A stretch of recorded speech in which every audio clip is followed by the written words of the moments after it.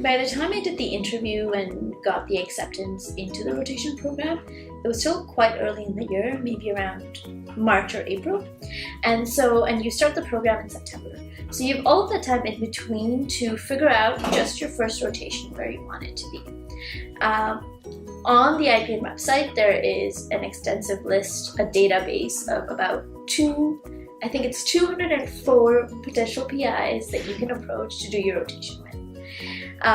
And you sort of know where your interests are. So it's getting started on that initial search is pretty straightforward. For me, I think by August, I sort of narrowed down a list of like maybe 10 PIs that I really wanted to work with at any point in my rotation.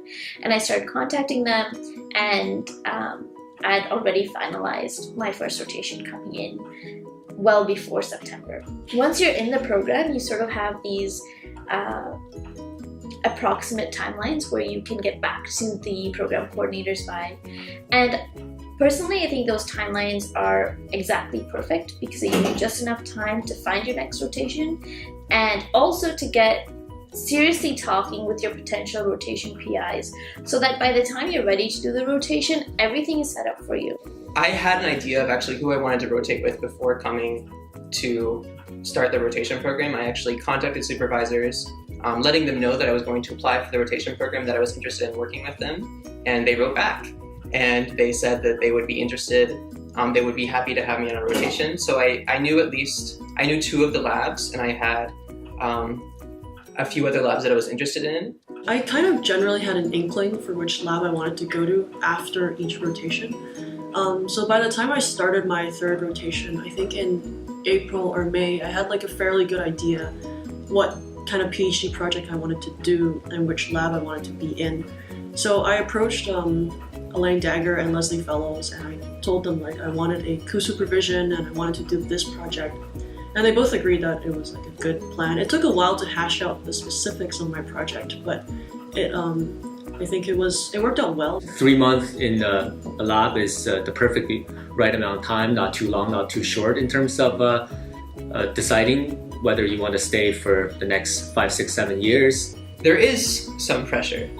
Absolutely, it is a year to explore, a year of independence, but you also have to keep in mind that you have these restrictions that you have to continue on to stay ultimately in just one lab.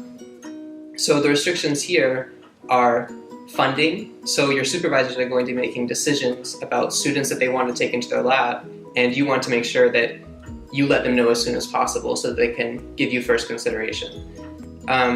Also, I'm interested in being co-supervised, and not all supervisors have the relationship necessary to co-supervise. Some work very well together, and some don't have the history and don't know each other so well.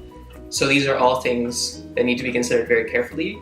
But I've only been here 2 months so far in the first rotation, and already I have a lot clearer picture. So yes, I had a few things figured out at the beginning, but there's been a lot of flexibility, and I've been able to change and grow and adapt depending on what I've learned here.